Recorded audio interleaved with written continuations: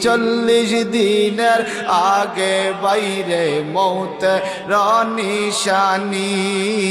জমদূত বান্দানি বে চোখে দিয়া আন্দিহি আমি জানিলাম না গো আল্লাহ মরণের কত দিন বাকি আমার মরণের কত দিন বাকি আমি জানিলাম না গো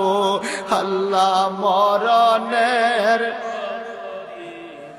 আর চতুর্দিকে কিছু নাই রে ওপরেতে বাস চতুর্দিকে কিছু নাই রে ওপরেতে বাস সেই দিন আমার কবরেতে কি যে সর্বনাশ আমি জানি।